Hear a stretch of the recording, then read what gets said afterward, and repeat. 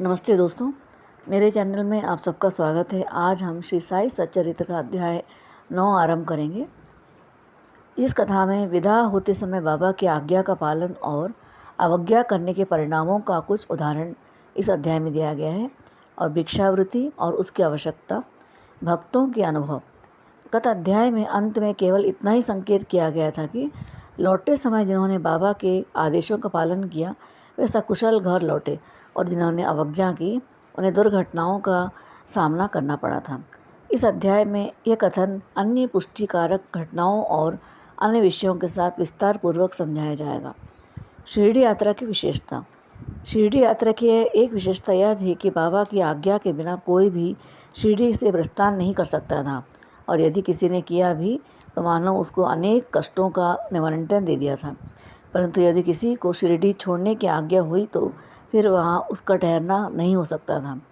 जब भक्तगण लौटने के समय बाबा को प्रणाम करके और जाते थे, बाबा उन्हें कुछ आदेश दिया करते थे जिनका पालन अति आवश्यक था। यदि इन आदेशों का अवज्ञा व घर लौट गया तो निश्चय ही उसे किसी न किसी दुर्घटना का सामना करना पड़ता था।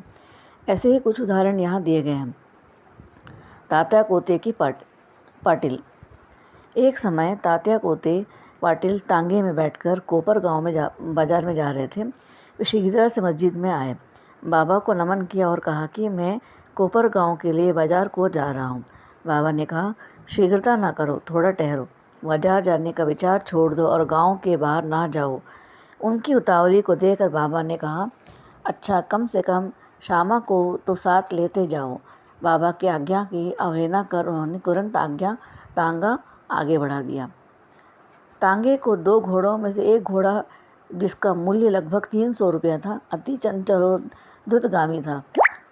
रास्ते में सावली विहीर ग्राम पार करने के पश्चात ही वह अधिक वेग से दौड़ने लगा। अकस्मात ही उनकी कमर में मोच आ गया। वह फिर वहीं गिर पड़ा।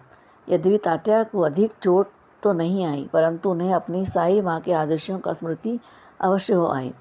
एक अन्य अवसर पर कोल्हाम ग्राम को जाते समय उन्होंने बाबा के आदेशों का अवज्ञा की थी और ऊपर वर्णित घटनाओं के समान ही दुर्घटना का उन्हें सामना करना पड़ा था। एक और यूरोपियन महाशय। एक समय बम्बई में एक यूरोपियन महाशय नाना साहेब चादरकर को परिचय पत्र प्राप्त कर किसी विशेष कार्य से शिरडी आए। उन्हें एक आलीशान तांबू को ठहराया गया था। वे तो बाबा के समक्ष नत होकर कर कमलों के चुम्बन करना चाहते थे। इसी कारण उन्होंने 3 बार मस्जिद की सीढ़ियों पर चढ़ने का प्रयत्न किया, परंतु बाबा ने अपने समीप आने से रोक दिया। उन्हें आंगन में ही ठहरने और वहीं से दर्शन करने की आज्ञा मिली। इस विचित्र स्वागत को अप्रसन्न होकर उन्होंने शीघ्र ही शिरडी से प्रस्थान करने का विचार किया और विदा लेते हुए हेतु वे कहने लगे। बाबा ने उन्हें दूसरे दिन जाने और शीघ्रता ना करने की राय दी।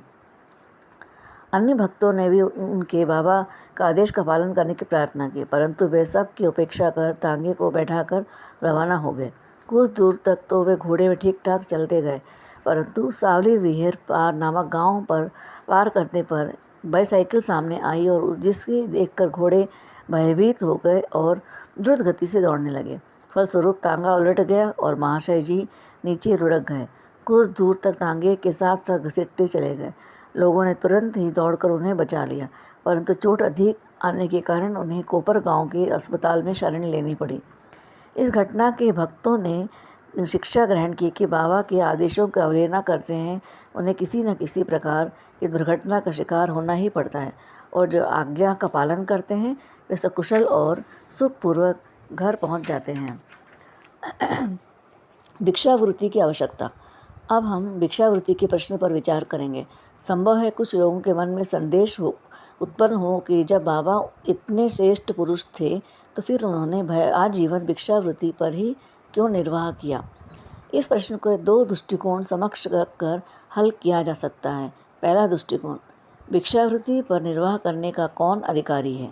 शास्त्र अनुसार वे व्यक्ति जिन्होंने 3 मुख्य आसक्तियों कामिनी, कांचन और कीर्ति को त्याग कर आसक्ति मुक्त को संन्यास ग्रहण कर लिया हो, वे ही भिक्षावृत्ति के उपयुक्त अधिकारी हैं, क्योंकि वे अपने गृह में भोजन तैयार कराने के प्रबंध नहीं कर सकते थे, अतः उन्हें भोजन कराने का भार गृहस्थों पर ही था। श्री साईं बाबा ने तो गृहस्थ थे और ना ही वानप्रस्थी, वे तो बाल ब्रह्मचारी थे। उनकी यह दृढ़ भावना थी कि विनम्र विश्व ही मेरा गृह है। मैं तो स्वयं ही भगवान वासुदेव विश्व पालन करता तथा पर ब्रह्मा थे, अतः वे भिक्षा उपार्जन के पूर्ण अधिकारी थे। दूसरा दृष्टिकोण, पंचसूना। सबको यह ज्ञात है कि जब भोजन सामग्री या रसोई बनाने के लिए गृहस्थ आश्रमियों को 5 प्रकार की क्रियाएं करनी पड़ती हैं। कंडिनी, पेषणी, उत्कुंभी, मर्जनी और चूली। इन क्रियाओं को परिणाम स्वरूप अनेक कीटनाओं और जीवों का नाश होता है। इस प्रकार गृहस्थ आश्रमों को पाप लगता है। इन पापों को प्रायश्चित स्वरूप शास्त्रों ने 5 प्रकार को त्याग करने की आज्ञा दी है, अर्थात ब्रह्म यज्ञ अर्थात वेदाध्ययन, ब्रह्मा को अर्पण करना, वेद का अध्ययन करना, पितृयज्ञ पूर्वजों को दान, देव यज्ञ देवताओं को यत्नी बलि और भूत यज्ञ प्राणियों को दान, मनुष्य यज्ञ मनुष्यों को दान। यदि ये कर्म विधि पूर्वक शास्त्र अनुसार किए जाते हैं तो चित्त शुद्ध होकर ज्ञान और आत्मानुभूति की प्राप्ति सुलभ हो जाती है। बाबा द्वार द्वार पर जाकर गृहस्थ आश्रमियों को ये पवित्र कर्तव्य की स्मृति रहते थे कि वे लोगों अत्यंत भाग्यशाली है जिन्हें घर बैठे ही बाबा से भिक्षा ग्रहण करने का अवसर मिला और मिल जाता था। भक्तों के अनुभव। अब हम अन्य मनोरंजक विषयों का वर्णन करते हैं। भगवान कृष्ण ने गीता में कहा है कि जो कुछ मुझे भक्तिपूर्वक केवल एक पत्र, फूल, फल या जल भी अर्पण करता है तो मैं उस शुद्ध अंतःकरण वाले भक्त को द्वारा अर्पित की गई वस्तु को सहर्ष स्वीकार कर लेता हूँ। यदि भक्त सचमुच ही श्री साईं बाबा के कुछ भेंट देना चाहता था तो बाद में यदि उसका अर्पण करने की विस्मृति भी हो गई तो बाबा उसे यह उसके मित्र द्वारा उसे भेंट की स्मृति कराते और भेंट देने के लिए कहते तथा भेंट प्राप्त कर उसे आशीष देते थे। नीचे कुछ ऐसी घटनाओं का वर्णन किया जाता है। तरखंड कुटुंब। श्री रामचंद्र आत्मा राम उपनाम बाबा साहेब तरखंड पहले प्रार्थना समाजी थे, तथापि वे बाबा के परम भक्त थे। उनकी स्त्री और पुत्र तो बाबा के एकनिष्ठ भक्त थे। एक बार उन्होंने ऐसा निश्चय किया कि पुत्र व उसकी माँ ग्रीष्मकालीन छुट्टियों शिरडी में ही व्यतीत करे, परंतु पुत्र बादरा छोड़ने को सहमत न हुआ।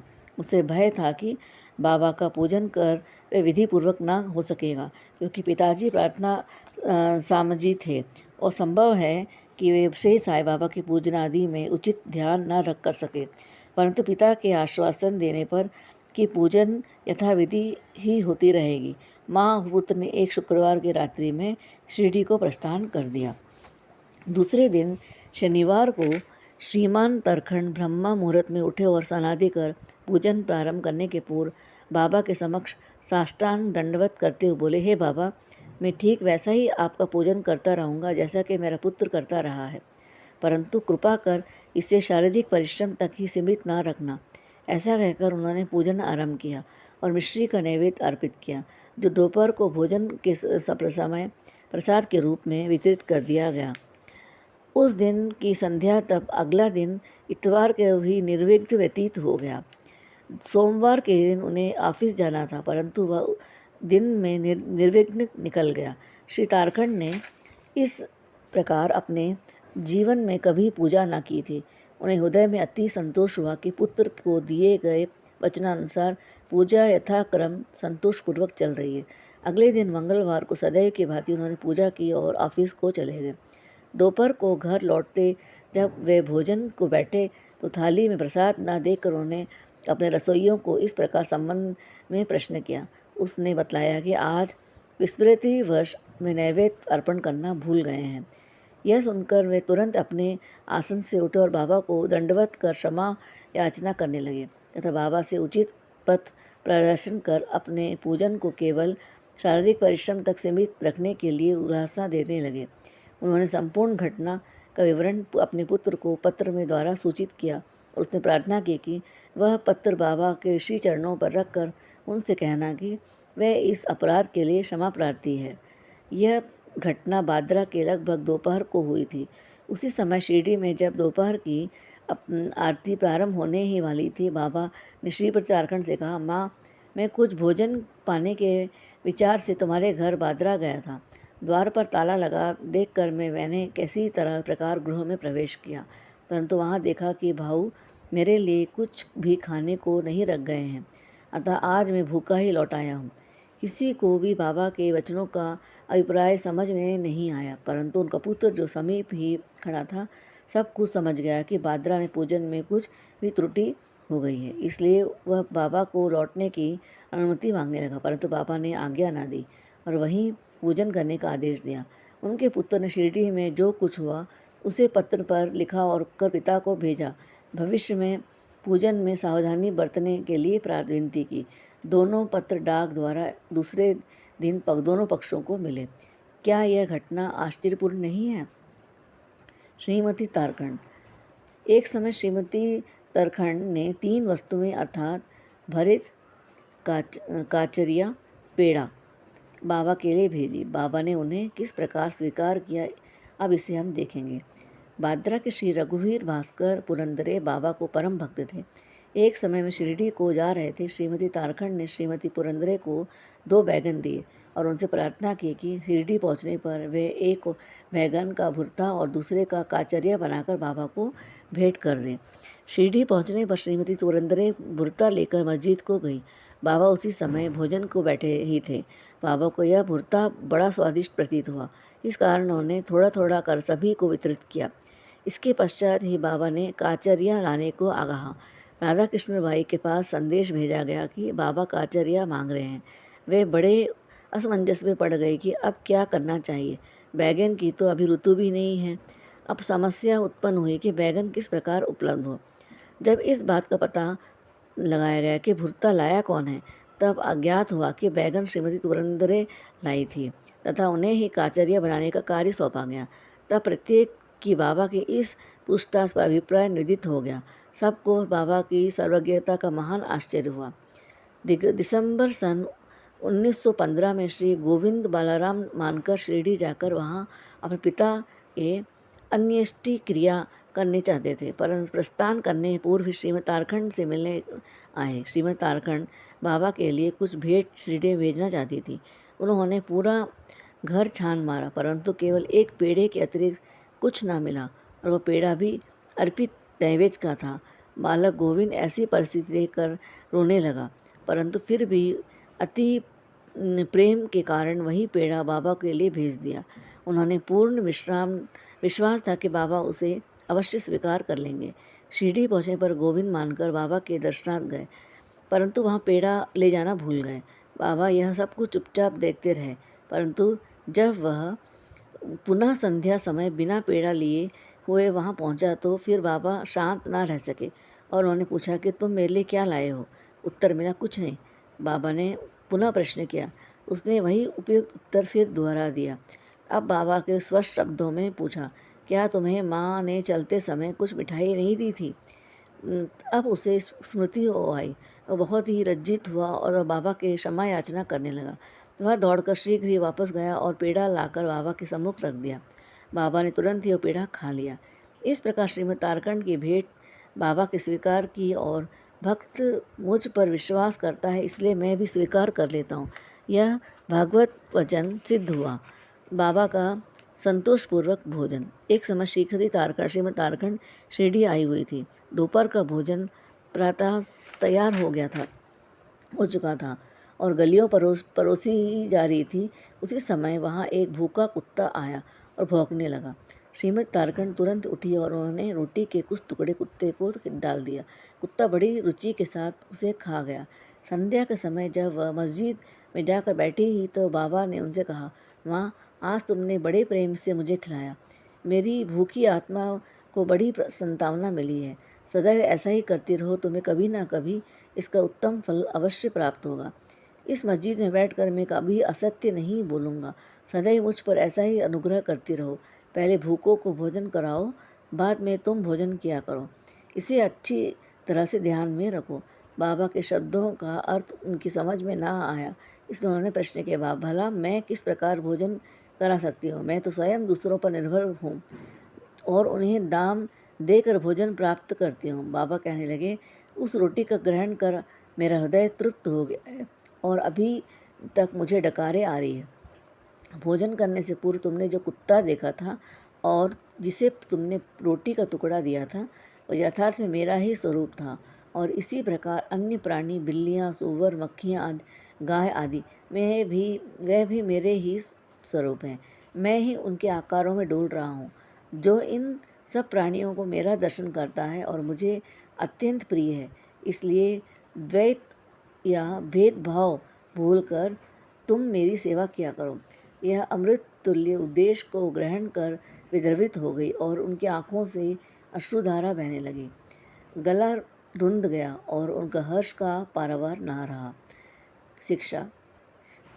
समस्त प्राणियों में ईश्वर दर्शन करो, यही एक अध्याय की शिक्षा है। उपनिषद, गीता और भागवत की यही उपदेश है कि ईशास्मिदं सर्वम, सब प्राणियों में ही ईश्वर का ही वास है। इसका प्रत्यक्ष अनुभव करो। अध्याय के अंत में बतलाई गई घटना तथा अन्य अनेक घटनाएं जिनका लिखना अभिशेष है, स्वयं बाबा ने प्रत्येक उदाहरण प्रस्तुत कर दिखाया कि किस प्रकार उपनिषदों की शिक्षा को आचरण में लाना चाहिए। इसी प्रकार श्री साईं बाबा शास्त्र ग्रंथों की शिक्षा दिया करते थे। श्री सद्गुरु साईनाथ परमस्तु शुभम भवतु। ओम श्री साईनाथाय नमः। ओम श्री साईनाथाय नमः। ओम श्री साईनाथाय नमः। यह वीडियो आपको पसंद आती है तो वीडियो को लाइक करना ना भूलें। अब तक सब्सक्राइब नहीं किया, प्लीज़ सब्सक्राइब कर लें। Thanks for watching.